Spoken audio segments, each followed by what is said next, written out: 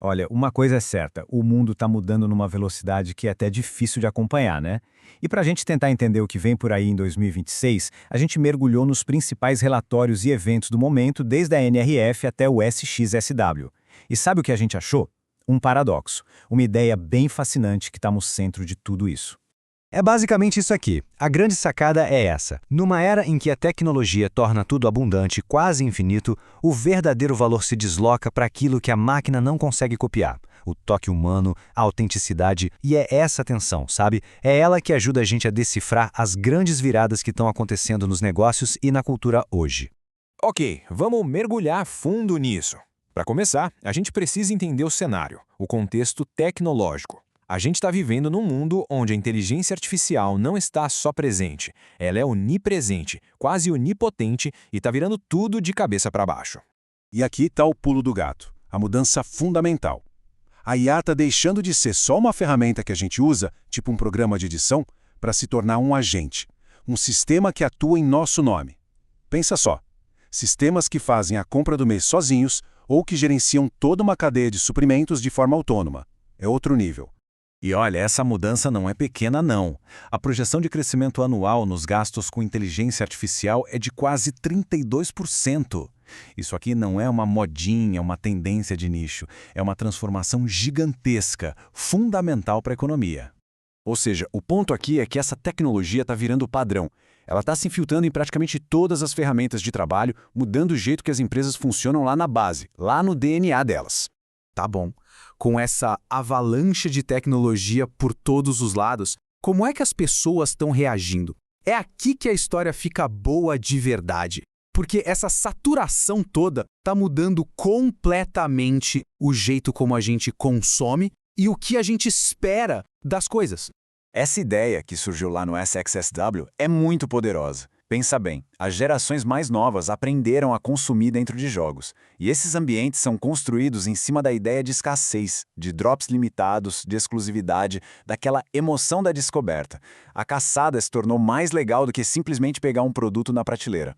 E isso leva direto para a ascensão do que a gente chama de fandom. As pessoas não são mais só uma audiência passiva, esperando para ver o que acontece. Elas participam ativamente, formam comunidades superpoderosas que não só consomem cultura, mas criam, impulsionam e influenciam indústrias inteiras. E esse modelo aqui da Disney mostra direitinho como as marcas mais espertas estão lendo esse novo mapa. Elas sacaram que existe uma ordem. Primeiro, a ideia precisa ser validada por aquele grupo de especialistas da subcultura. Depois, os exploradores da cultura pop espalham a novidade, e só então ela chega na massa.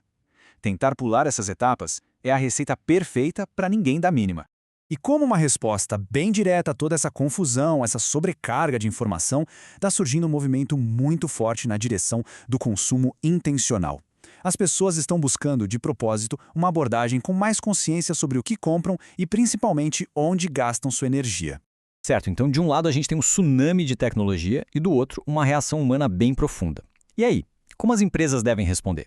Elas precisam de um manual de instruções completamente novo para conseguir se conectar com esse novo consumidor nesse novo mundo. E o ponto de partida desse novo manual não é mais uma função ou um preço. A pergunta principal que guia a inovação hoje, como a equipe da Disney colocou, é sobre sentimento. A emoção vem muito antes da função. A Disney, por exemplo, divide essa nova estrutura em 3 partes que estão totalmente conectadas. A história é a alma, sabe? A narrativa que cria a conexão. O produto não é só um objeto, ele é a forma física daquela história. E a experiência é como essa relação vai se desenrolando com o tempo, de um jeito contínuo, sempre surpreendendo.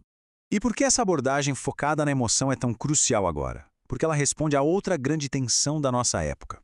Essa hiperconexão digital está, ironicamente, deixando a gente mais sozinho. E isso gera uma busca enorme por interações de verdade, autênticas, no mundo real. Bom, então vamos juntar todas as peças. A tecnologia avança, o comportamento humano reage e as marcas precisam se adaptar.